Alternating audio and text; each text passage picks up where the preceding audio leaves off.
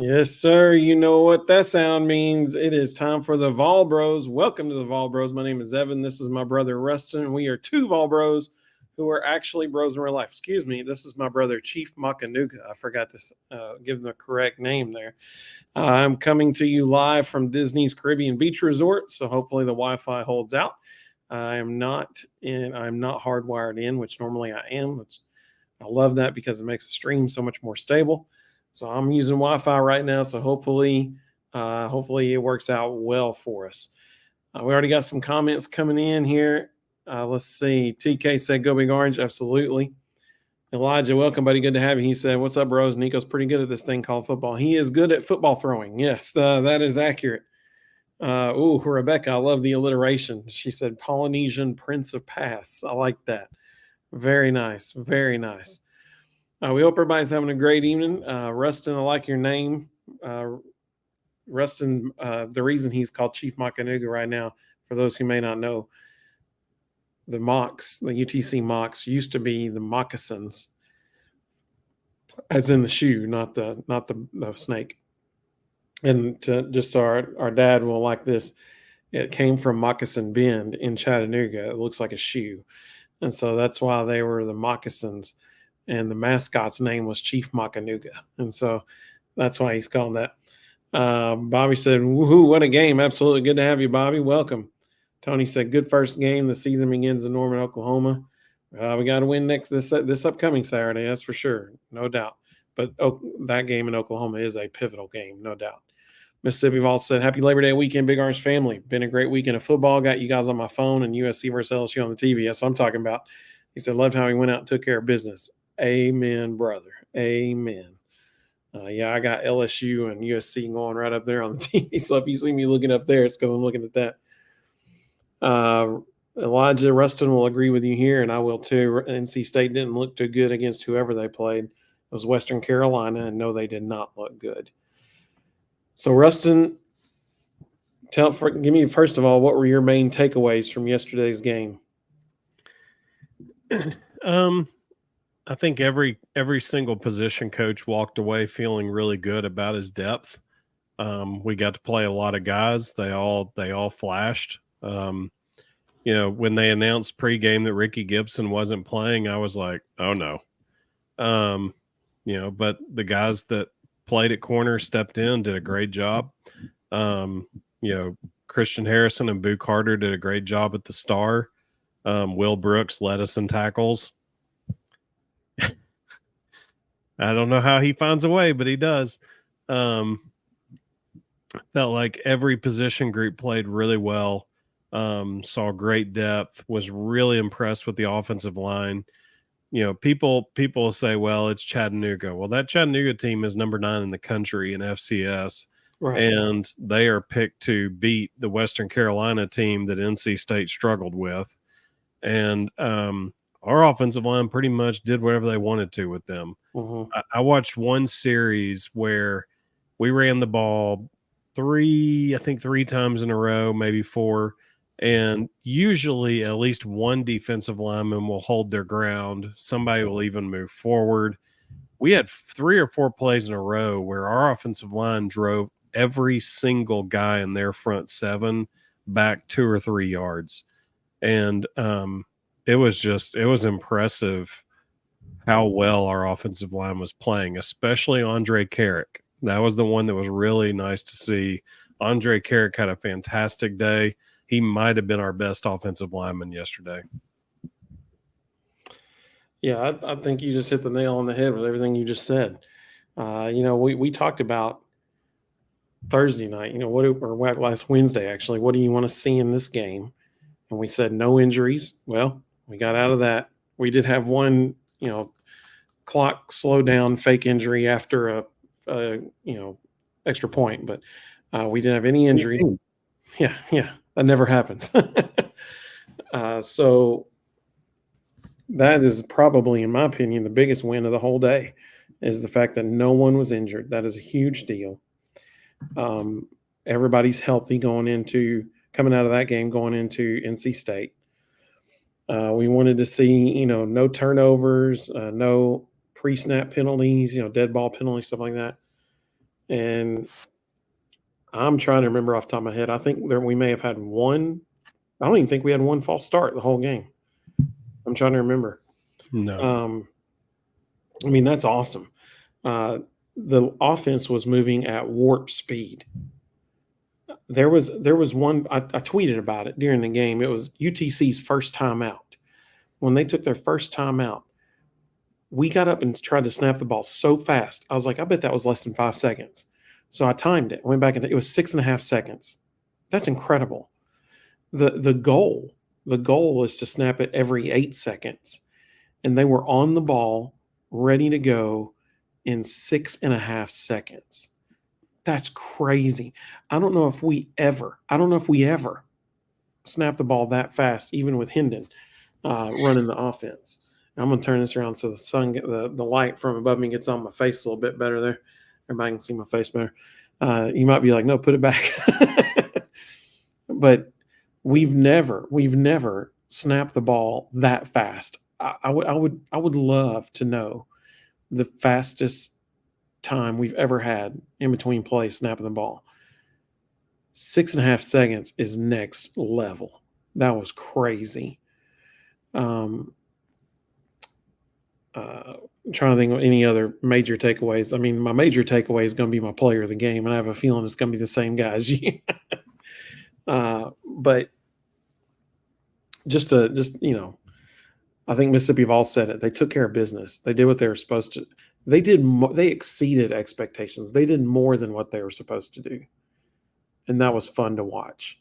How fun has it been today having all these different national analysts, including players of former teams like Aaron Murray? Bobby just tagged us in a video on X. I'd seen that earlier, and Aaron Murray is talking about just bragging about Nico. David Pollock bragging about Nico. I mean, it's a good time to be involved. Some of the comments that came through. Monica, welcome. Good to have you with us. We're so glad you're with us. Elijah said the only thing I was surprised about was how little our D line was in the backfield. I agree with that. I agree. I wish we had gotten back there more. James Pierce Jr., I mean, did he even have a tackle? Like, I don't know. So, I agree with that. Mississippi Vol said, Russ, you were exactly right about Deshaun Bishop. He, Jordan Ross, and Boo Carter all have very bright futures. Absolutely. Herb said, what happened to Holden Stays, figuring he would have a bigger part. Yeah, he had 2 catches, I think. This is interesting. I'm glad you mentioned this, Herb. He was the 3rd tight end that came in the game.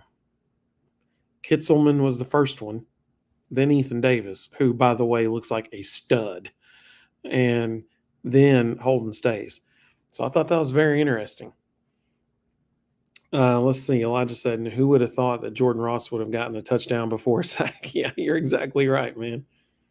Tyler said, couldn't tell you what was hotter, Nico or Z13 at 1:30 p.m. Yeah, it's a little warm in there, I'm sure. Elijah said the offense looked twice as fast as last year.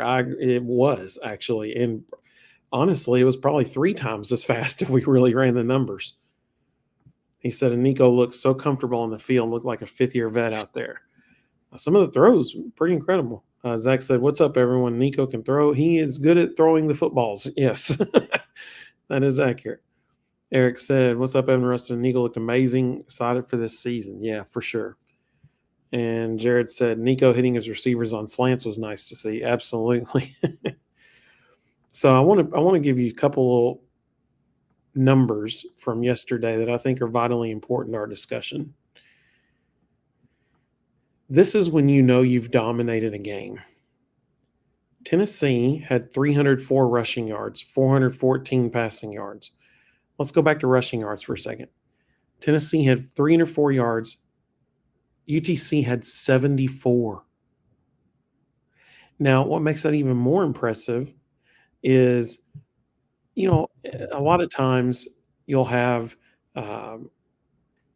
maybe some sacks or something like that take away from that. The college statistics are different than the NFL. If a quarterback gets sacked in the NFL, that doesn't count negatively against their rushing numbers. It does in college football. And so any quarterback sack, any negative rush or something like that, that's going to count against them. So a lot of times teams, have a whole lot more yards than they actually really had as far as like positive gains and stuff like that. No quarter without the quarterback sacks added in. This is what blew my mind. UTC had a total of 92 yards gained on the ground with a net of 74. So they didn't even make it past 100 yards, not taking into consideration quarterback sacks and stuff like that. That's nuts. That is incredible. Kudos to our front seven for making that happen. And Boo Carter for getting in the backfield a couple times. Boo got embarrassed after the game because that little video of him and Heupel catching him doing a dance thing live on Instagram before he went out on the field, started making its way around the internet. That's a true freshman for you. But that was the fact that they didn't even make it past 100 yards rushing. That was impressive. Very impressive. They did have 153 yards passing, which is pretty dang good for our defense. So very happy to see that. Very happy to see that. Let's see here. Mississippi Vol said Nico just brings an element to our passing game that was sorely missing last year.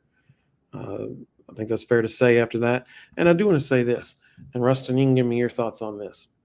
So Tom Brady did an interview a couple weeks ago where he was talking about the pressure on rookie quarterbacks in the NFL now who are first-round draft picks. And he was talking about how it's not fair to them, what is expected of them when they step on the field immediately. And he said, he had the luxury of playing behind Drew Bledsoe and, learning for a few years, learning the game before he was expected to step in.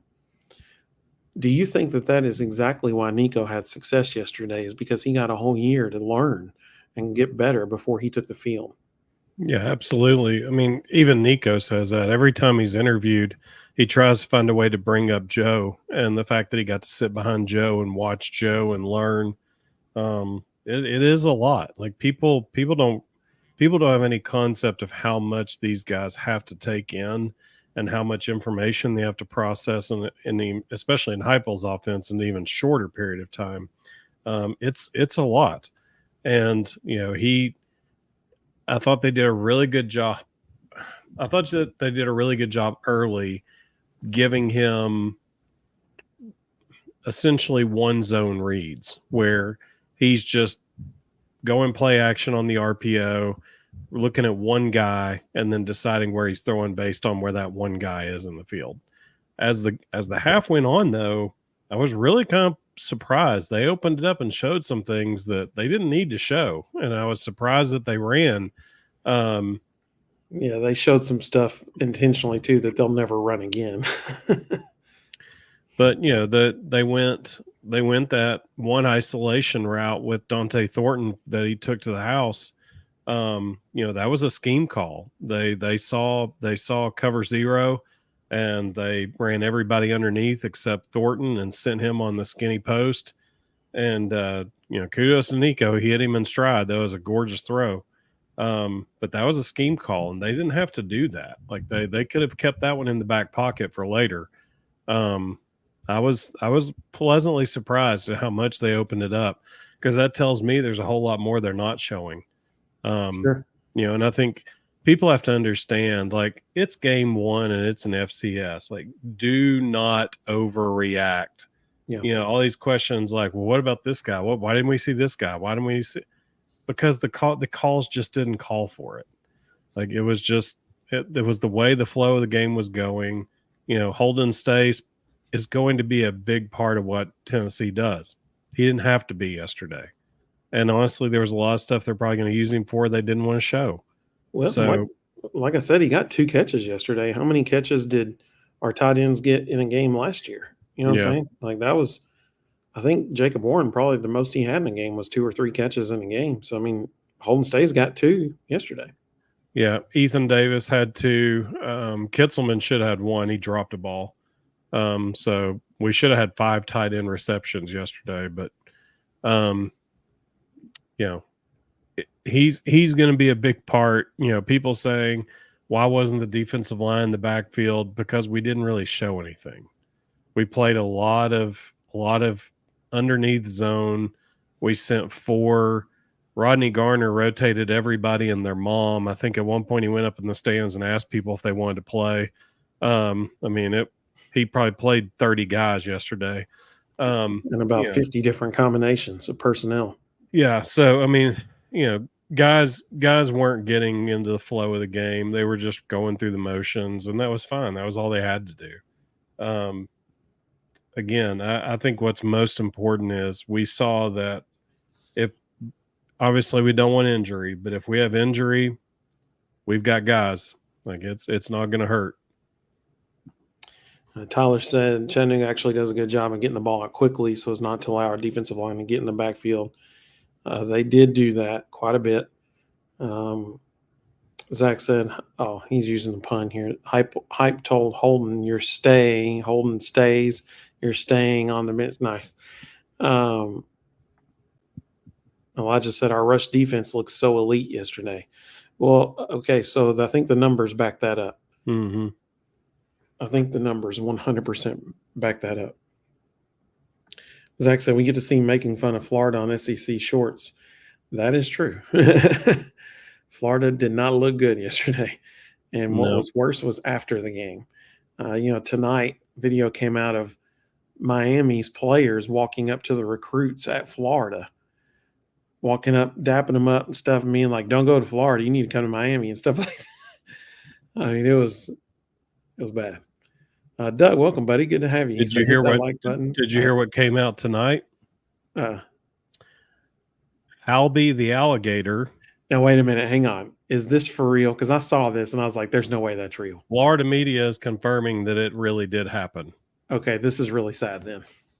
Albie the alligator was running his mouth to Billy Napier in the tunnel heading into the locker room, and Napier apparently heard enough and confronted him, and there was like a shoving match between Napier and the costumed alligator in the alleyway heading into the locker room.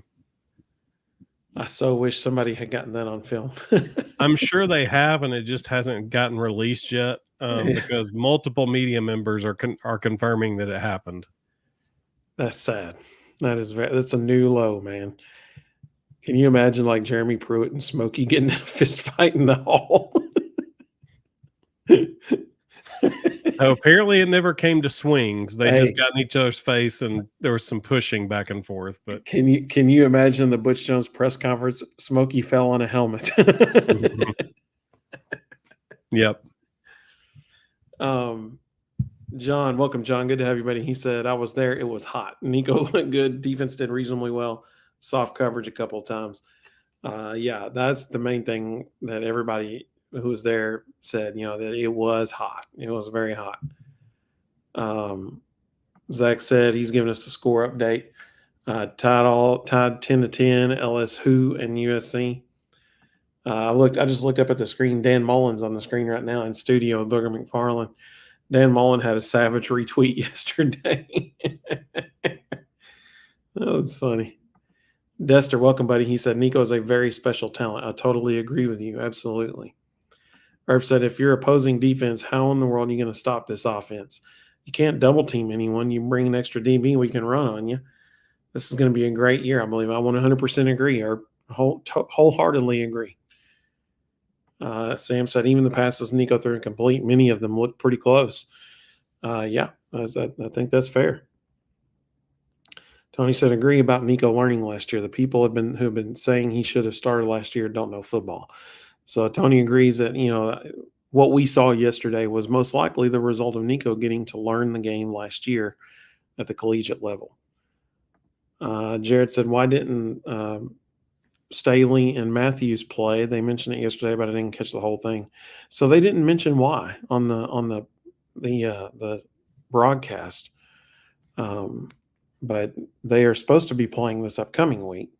So I don't know what was going on. I mean, you would think that yesterday would have been their day. I don't know about Staley. I never heard anything definitive on him. Matthews was held out like Ricky Gibson. That was an injury precautionary thing. I never did hear what happened with Staley.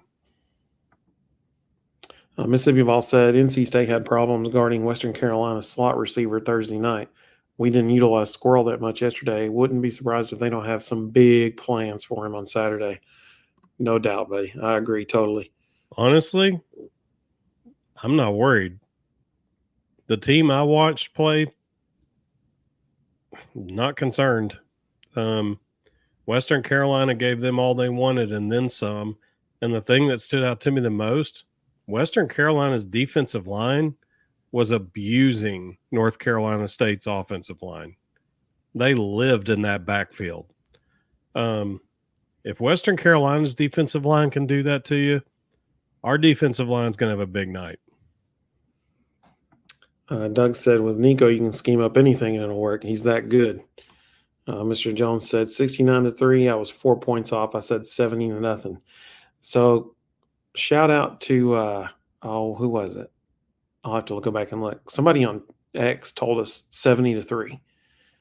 70-3. And they were 1 point off. That was impressive. Sam said South Carolina playing that Beamer ball. Ooh, yeah, that they did not look good. And the dude tripping up his own teammate running down the sideline. It was an impressive tackle. Yeah. Mr. Jones said Billy Napier. Adam liked the imagery of Billy and the alligator getting into it in the tunnel. Either that or he liked the Butch Jones fell in a helmet comment with Smokey. One of the two. Elijah said a Florida player after the game posted. He did post that. That's probably not ideal after the first game. Hold on. Not just a Florida player. Their starting wide receiver who was considering leaving, and they lured back with NIL money. He has been there for one game, and he's posting that publicly. Yeah, probably not the best scenario there. Not what you want. Really good locker room chemistry going on there, right? and he's a redshirt junior. So like this is a guy who's been there for years. Like he should be that's the winner right there.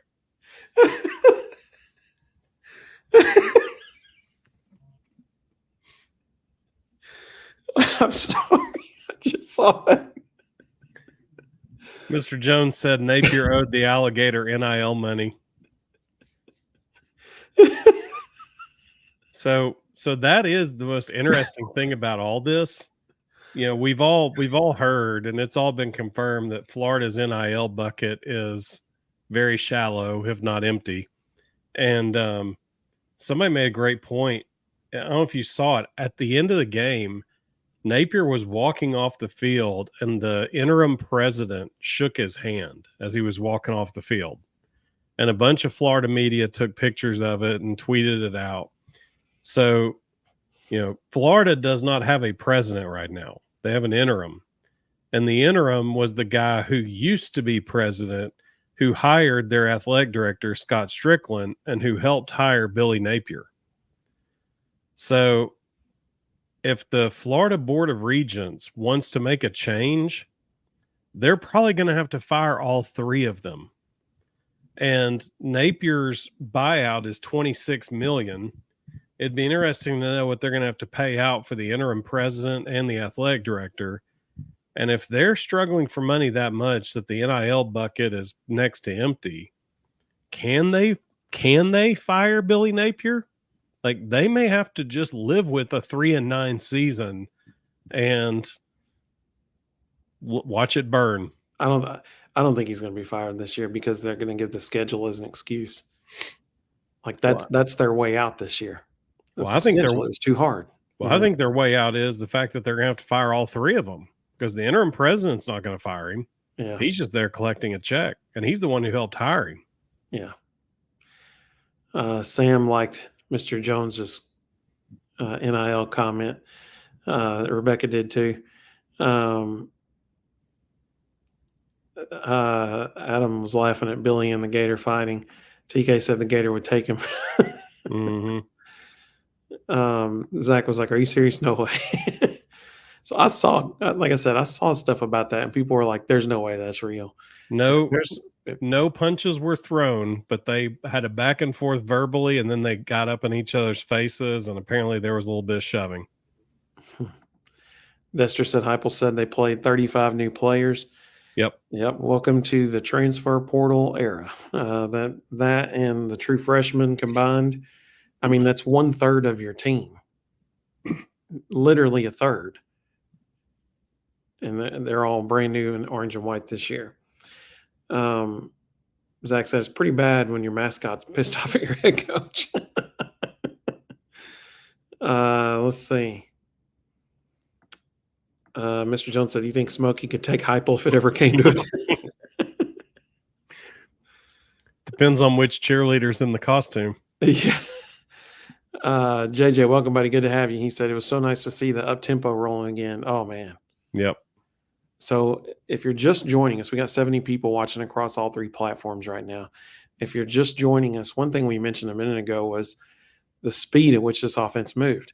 And I always go back to that first timeout UTC took. It was on the first opening drive. And when it happened in real time, I said that had to have been less than 5 seconds. It had to have been, because I've never seen a snap the ball that fast before. So tonight I went back and timed it, and it was 6.5 seconds. That's nuts. I mean, the goal was 8 seconds. That was always the goal. And when Hendon was here, we got 8 seconds. We're like, we hit the goal. I mean, that was it. I would be shocked if we ever had a 6.5 second turnaround, because you got to remember, part of that 6.5 seconds is the referee standing over the ball and then running away. You know what I'm saying? So, I mean, that's probably 2 or 3 of the seconds right there, and just the guy getting out of the way. But we were on the ball ready to snap it. So as soon as he was out of the way, boom, we're gone. So yeah, it was 6.5 seconds, but honestly, it was probably about 3.5 seconds, 4 tops. I mean, that's incredible. It's just incredible. Bobby said, disappointed Texas A&M couldn't hold up against Notre Dame. Looks like Notre Dame will take a playoff spot. I agree with Bobby. Their schedule sets up perfectly for them to take one of those playoff spots. I agree. I don't. They got an easy schedule. I don't think they're any good. Oh, I mean, I agree with you, but they're better than the teams on their schedule because their schedule's not good. I don't think so. I think they're going to lose to USC. I think they're going to lose to Georgia Tech. Maybe. I don't see it. Let's see here. Sam said Nico having the first year also allowed him to get more physically ready. You're exactly right, 100%.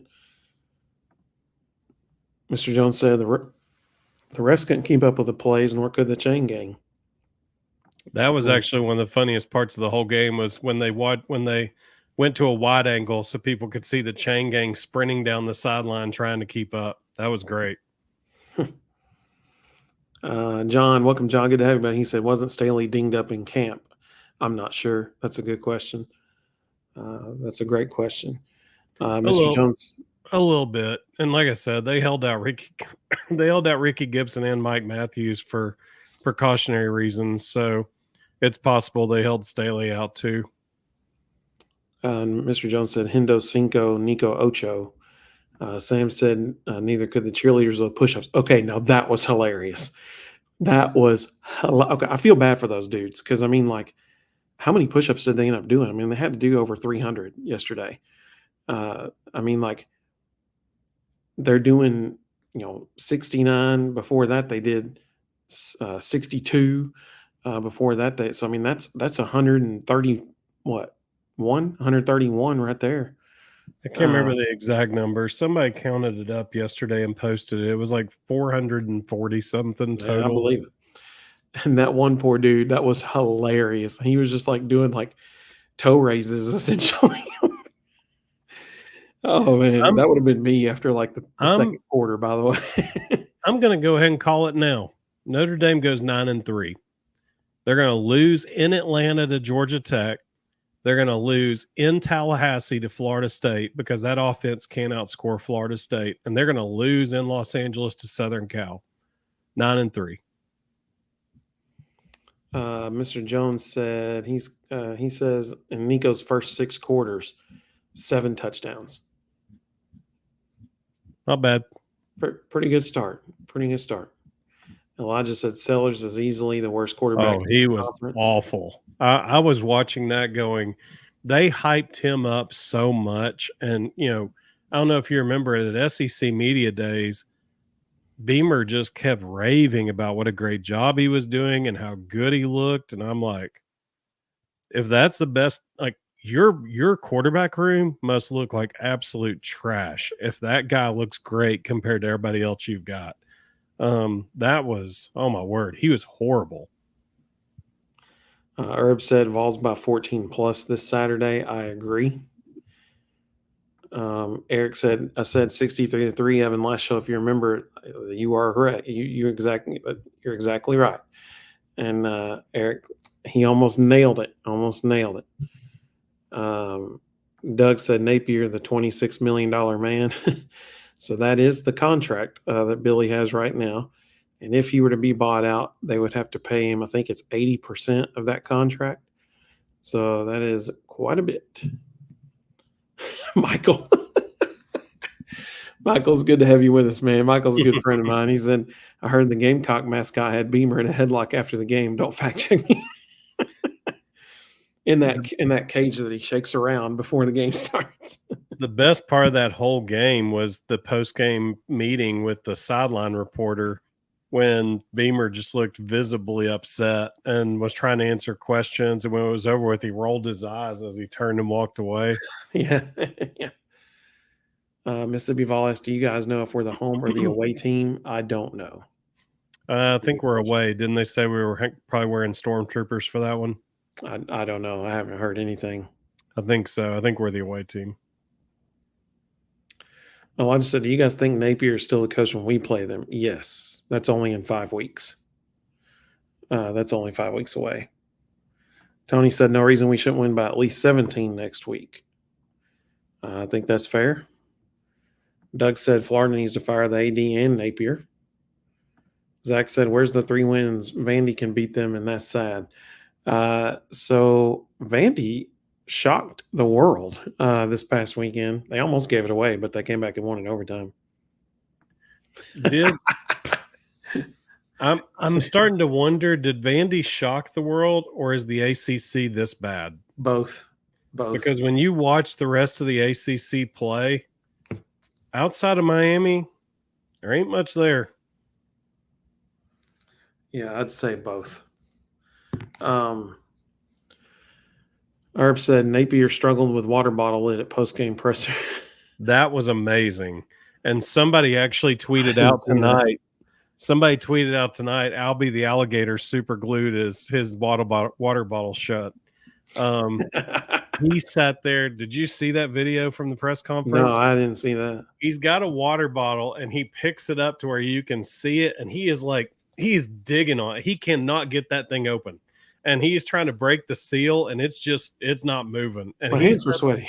He sat there and ripped on that thing for a solid 30 seconds before he finally gave up and set it down. It was great. Sam said the Gator versus Billy in a cage match to raise NIL money. That would be amazing. Doug said Jordan Ross is going to be special. Totally agree, Doug. Totally agree. Tyler said, speaking of being mad, Heupel seemed discontent in the post game. I like it. Yeah, man. Well, the best response of the whole day was when they asked Nico what he thought, and he said, or what he thought about the way the first half ended, and he basically he said something along the lines of, "We got to keep our foot on their throat." I was sitting there going, "All right, this is what you want to hear from your quarterback." Yeah. Zach asked, do you guys like the 2-minute warning? So, I mean, I like it for Tennessee because, listen, people are like, oh, they're in a 2-minute offense. Tennessee's always in a 2-minute offense. And that's why Heupel doesn't even start panicking about calling timeouts until there's less than 30 seconds left in the half. Now they just get an extra timeout. So I'm cool with it. But yeah, the NCAA wants everybody to call it the 2-minute timeout, not the 2-minute warning. I don't know why. I guess warning is triggering to people. I don't know. Sam said a lot of the fast snap time is Cooper Mays. Yeah, no doubt. Cooper is the reason that the offense clicks the way it does. Tony said, I hate that Bishop got tripped up. He would have had 2 touchdowns. Absolutely. He said he wanted Brew to score as well, for sure. That time is coming. I'm confident of that. Tennessee Junior said the toys Nico has this year with the steps taken by the 3 rooms, this offense is going to be fast and fun. I totally agree. If the back end can hold up, really like the playoff push. Yep, I totally agree. Ricky said, oh boy, Evans' hat's on backwards. Yeah. So I had it like this, but the light that's feeding me right now is above me. And so when I went like that, then people could see me better, which may not be a good thing. Let's see. Bobby said he hopes you're right. Zach said they only have to lose 1 game because they refuse to get in conference. So you're talking about Notre Dame. That's what they're talking about. Doug.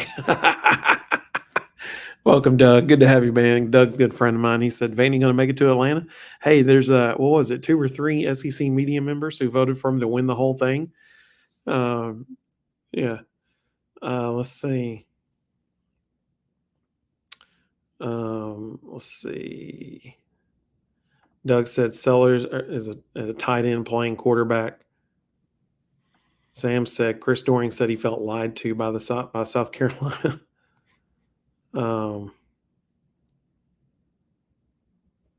Mr. Jones said cheerleader gets walk-on scholarship after push-ups from explosive offense pays off. Eric said it's good for South Carolina that they don't have to play Tennessee this year. Elijah said Miami has an easy run to the playoffs, especially with the ACC as down as it is. Absolutely. Clemson didn't look like a threat either. Let's see. Mr. Jones said he thinks Louisville will beat Notre Dame as well. TK said, Rustin, are you still going to tell us what you know about behind the scenes at South Carolina and Beamer when he gets fired? Yep. Hey, I like that, TK. He's been with us for a while because it's been several months since we talked about that. Elijah said, I need LSU to win for the Pick'em Challenge. So we have several people sitting at 9-0 right now waiting on this game to end. I think there's like 5 people that are 9-0. Rustin and I are both 8-1 right now. Rustin missed the Texas A&M pick. I missed the Wyoming one. That one backfired in a bad way. I was 8-0 going in that game, and last night, and I was sitting there watching it like, oh, that stinks. Let's see. Man, Brendan said timeout is triggering to my 3-year-old. Instead of 2-minute warning, 2-minute timeout string. That's what I'm talking about, Brendan. That is amazing. Let's see. Mr. Jones said, is David Sanders going to be at the NC State game? I mean, maybe. It's close to him. That's a good question. Oh, Bobby gave us that. NFL has 2-minute warning patented or trademarked, I guess. So there you go. There you go. Zach said it's going to be Georgia Tech and Miami in the ACC title game. Mississippi Vol said, although it was against backups, I thought William Satterwhite looked really good, snapping the ball. Always a very clean and smooth exchange. Hey, you know what? That's a good point. You only notice the center when he snaps it on the ground or over the quarterback's head. And so the fact that we didn't, that wasn't a thing, that's a good thing for Satterwhite. Mr. Jones said, give the Gator mascot the interim coaching job, seeing how he's the only one showing any fight. Wes, welcome, Wes. Good to have you. He said, who gets fired first, Billy Napier or Shane Beamer? I mean, I'm going to say Beamer. Logic would say Billy Napier, except for what I brought up a minute ago, that it's a money issue and it's an administrative issue. If they're going to fire him, they almost have to fire the athletic director and the interim president. And so because of all the different layers to that, I think it's probably Shane Beamer. Elijah said there were even South Carolina fans saying they cheated in 2022. Yeah, so there's a dude on X who posted, he's like, after seeing how we're playing, I'm beginning to think more and more that we really did cheat in 2022 against Tennessee and South Carolina. Herb said, hopefully we can secure the 5 seed in playoffs, get a home playoff game, and get the 4 seed in the next round. Dude, that'd be amazing. I just want to be in it, but that would be amazing if we got the 5 seed. Elijah said he'll be 9-1 if LSU wins. He missed on Stanford. College kickers, man, they get you, don't they? Let's see. Mr. Osborne, welcome, buddy. He said, "Go Big Orange." I know it was just the mocks, but the balls did what they needed to do yesterday. I feel very good about this team. Totally agree. Let's see. Zach said, "Can we also get rid of Brian Kelly?" Mr. Osborne said, "If Notre Dame gets past Louisville, they make the playoff, unfortunately." Bobby said, "Gaston looked pretty comfortable. I was excited for him." Gaston can sling it, man. He really can. And I was glad. Listen, the quarterback situation, you had the ideal scenario yesterday. Nico got the whole first half. Gaston got the third quarter. Jake Merklinger got the fourth quarter. I mean, that is an ideal scenario if you're a Tennessee fan. Mr. Junior said, daughter has horse training in the morning. Got to roll. Much love and respect, y'all. Go Big Orange, Tennessee. Hey, we appreciate you, buddy. Thank you so much. Mr. Osborne said, I'm surprised Southern Cal's hanging in there with LSU, honestly. So it's a replay right now. I was going to give everybody a score update. Still tied 10-all. All right, Rustin. So let's do player last because everybody knows what that's going to be. What was your play of the game yesterday? It was Ethan Davis's first touchdown, not so much because of the play itself, but the ball that Nico threw.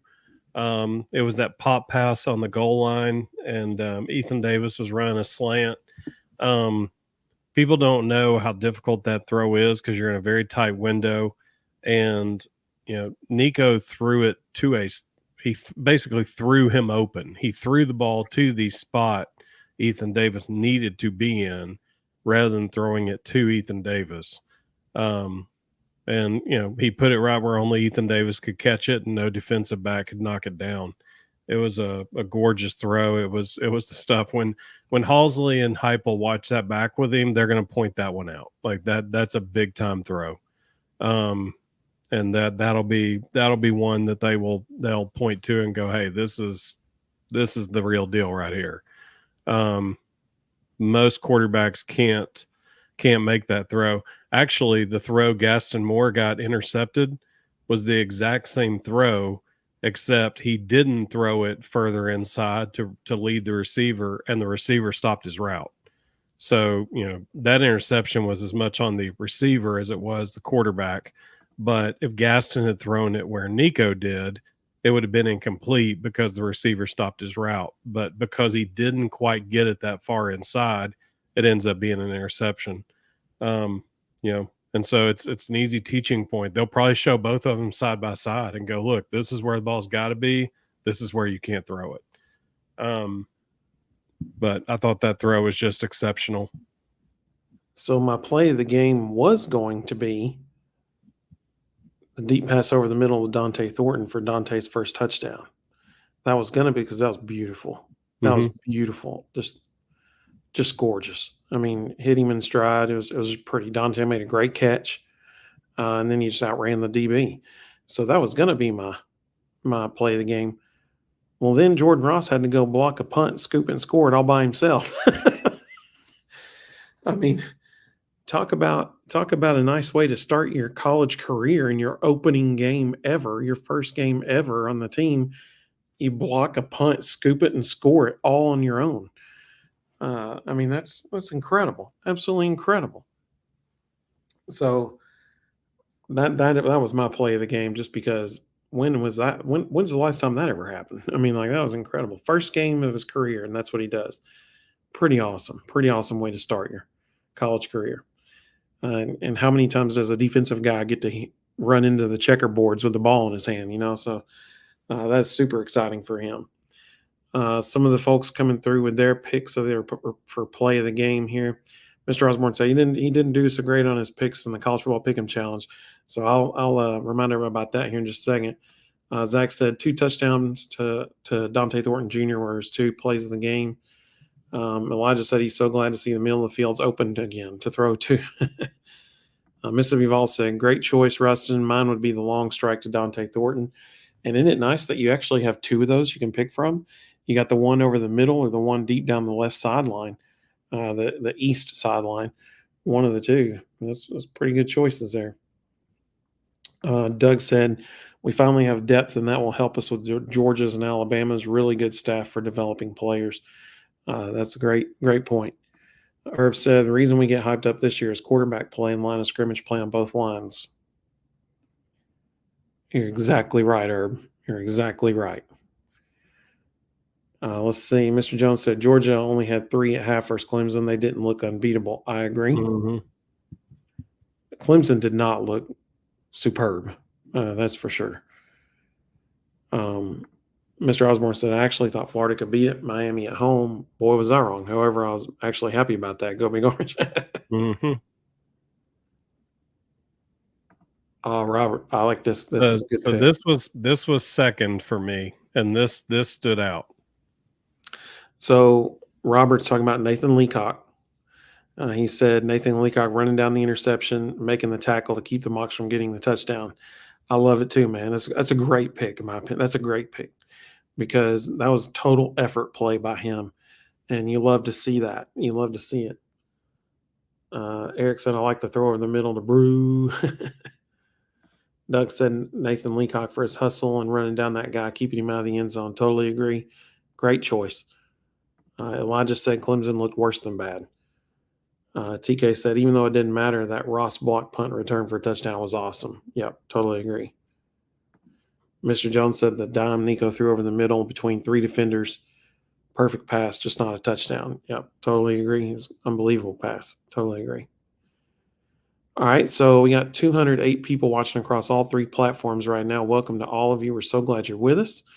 Rustin, I think we probably have the same answer for this one. Who was your player of the game? Yeah, I'll go with that Nico guy. He looks like he might be okay. the thrower of the football. That obviously is mine too. And really, there's only one thing we have to say. When you consider Tennessee historically, top 10 winningest, one of the top 10 winningest programs in the history of college football. So clearly you've had some dudes on your team if you're in the top 10 winningest programs. I mean, we're talking dudes like Peyton Manning, T. Martin, Casey Clausen, Heath Schuler, Eric Ainge had the most touchdowns in the SEC history in a game, 7. Tony Robinson. I mean, some dudes. There have been some dudes back there. And in his first start of a regular season game, because, I mean, we could talk about Iowa last year in the bowl game, but both teams had people sitting out. Like, it wasn't – I mean, we could talk about that. But first start inside Neyland Stadium, regular season start, he only plays one half, and he sets the school's all-time program record for passing yards in a half. I mean, come on. That is unheard of. I mean, that is – if you do that, you deserve to be the player of the game. And that was the only thing I had about that. I mean, obviously he looked incredible throwing the ball. Anything else you want to add to that one, Rustin? I think the thing that stood out to me was he made every throw. They use the RPO game effectively. He threw all the short balls well. He threw the slot fade. He threw the skinny post. He threw the vertical down the sideline. Chris Brazzell would have had a touchdown if he hadn't stopped running. He didn't realize Nico could throw the ball that far. I mean, he threw every ball at every layer. He threw the 15-yard dig to Brew. I mean, it was just It was unbelievable. The guy makes literally every throw, and there aren't many quarterbacks in college football that can do that. Good point. Sam said Jordan Ross got some pressure through the line as well. Eric said his player of the game was Nico. Mr. Jones said when critiquing Nico, it's going to only be about his touchdown celebrations, not gameplay. He's that good. Elijah said Nico is too obvious of a pick. His was Dylan Sampson. He was running it down their throats. Yeah, Dylan, Deshaun Bishop, and Cam Selden combined for, I think it was 234 yards, something like that. Not bad. Not bad. Tony said, unfortunately, and really that's in one half. That was really, really what we're talking about. At most 3 quarters, because Peyton Lewis and Khalifa Keith took pretty much all the snaps from about halfway through the third quarter on, definitely the whole fourth quarter. Mr. Jones said Dante's Inferno. Tony said, unfortunately, Georgia will be hitting on all cylinders for too long. Looked like the second half they started hitting them. Let's see. But again, I don't know how much that was how well. I mean, it was a little bit of a combination of both. It was how well Georgia was playing combined with Clemson just isn't very good. Yeah. Mr. Osborne said his brother and one of his frat brothers was at the game. They were not happy.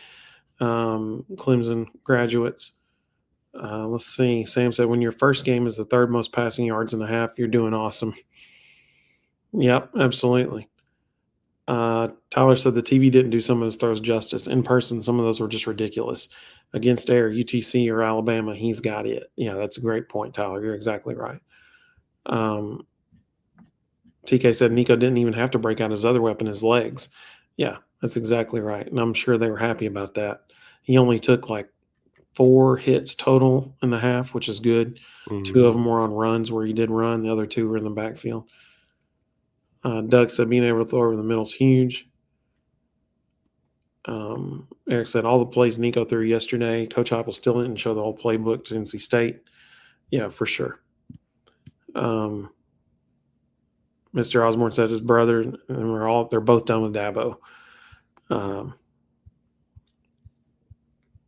Let's see. Evan, welcome, Evan. He said Clemson was gassed on defense. Yeah, but how do you explain their offense? Right. Cade Klubnik was terrible. Yeah, he ain't it. Tyler said Nico has it. Yeah, Cade does not have that. Mississippi also said another good thing to see was the hustle Nathan Leacock showed. Yeah, for sure. It shows that they cared. They didn't want him to score.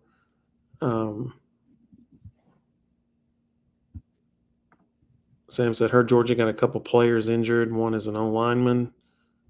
Yep. Evan said their offense was garbage. Evan said, I thought their defense was fine, but you can only keep them out there for so long. Yep. Sam said he hopes Dabo doesn't change his mind about the transfer portal. Honestly, at this point, I think it's too late. I think he's built up such an animosity around it and NIL. It's not just the portal. He's been hyper vocal about NIL. I think he's burned bridges with too many high school kids, and I'm not sure it's salvageable. Yeah. Well, real quick, let's talk about what's coming up, because this week in the College Football Pick'em Challenge. So if you go to the volbros.com/contest, it's not liking me right now. There we go. The Wi-Fi is starting to give out on me a little bit. All right, so here, I'll get that comment off the screen there, that banner. So obviously I don't have the results for this week up on the College Football Pick'em Challenge thing yet, and that's simply because we're still waiting on the LSU and USC game to finish. When that's over, then I'll put them up. But I do already have the picks for week 2 up there, and this is a good week. There was a couple games that I was trying to debate on which ones to include. So this week we've got Texas at Michigan, obviously, Arkansas at Oklahoma State, Kansas State at Tulane, Baylor at Utah, Iowa State at Iowa. That's always a good game. California at Auburn. That was the last one in. South Carolina at Kentucky, Tennessee versus North Carolina State, Colorado at Nebraska, and Mississippi State at Arizona State. Arizona State looked amazing yesterday, by the way. So I almost put Boise State and Oregon on here because Boise State did not look good Oregon did not look good against Idaho. No, they did not. They just barely snuck past them. So those picks are going to be due on Friday because all of the games, we almost had a Thursday night game. I'm trying to remember which one it was now. It was SMU and somebody else. But all the games are on Saturday this week. So these picks are due by Friday night. These picks are due by Friday, and I probably need to put that on there as well, which I will. I'll update that. Elijah said he just made his picks. Sam said Napier for governor of Florida. I don't think he'd win it right now. To the 289 people watching right now across all three platforms, y'all are awesome. I do appreciate everybody joining us. Rustin, just so you know, I'm going to have to get off because I told my family I'd be done by 10 because they are probably on their way back to our room right now. They went to the swimming pool while I was live. And so Ginger's probably bringing the kids back now. So I do appreciate everybody joining us so much. Doug, he said, I hate that I missed the Pick'em Challenge. Won't be able to defend my championship. Doug went 93-37 last year. It was impressive. Very impressive. Elijah said, good night, bro. Say, we appreciate you, buddy. Mr. Jones said the weak Big 10 is rubbed off on Oregon. Of course, I like the Big 20 now, whatever, how many teams. Yeah. But we do appreciate everybody joining us so much. Madison, welcome, Madison. She said, where y'all staying at Disney? So I'm at Disney's Caribbean Beach Resort right now. My wife is part of a training program. She was one of the creators of the training program for the agency that she's in. And they meet every year, and they met at the Riviera Resort. So the kids and I came down and stayed here. And so Ginger came over to take them to the pool over here while I was doing this. So, Elijah said he's going to go 119-1. Bold. Hey, we'll actually pick 130 games, so make it 129-1. Let's see. And speaking of my wife, let's see. Do I have that on here? Yeah. So go check out gingermmt.com. Shameless plug. Go check out gingermmt.com. She was Innovator of the Year for her agency. YouTube.com/gingermmt. You can find her there too. So hope everybody has a great evening. Doug said, can I still get in? I know I'll be behind, but would still have fun. I mean, that's fine. I mean, I can't give you the $50 gift card again, but if you want to submit picks, I'll keep them on there for you each week and you can see how you're doing. I mean, that's cool with me, man. Absolutely. Reigning champ right there. Mr. Osborne, appreciate you, man. So everybody make sure you get your picks in by this Friday. You got until Friday, so you can wait a little bit if you want to, see how things go on the week. But we hope everybody have a great evening. We'll be live Thursday to preview NC State. Absolutely. Please join us Thursday night, 9 o'clock. 308 people watch, 309 people watching. So we hope all of you join us, 310. We hope all of you join us Thursday night at 9 o'clock p.m. Eastern time right here on X, YouTube, and Facebook. So we hope everybody has a great night. Go Vols. What a game yesterday. And we look forward to seeing everybody Thursday night.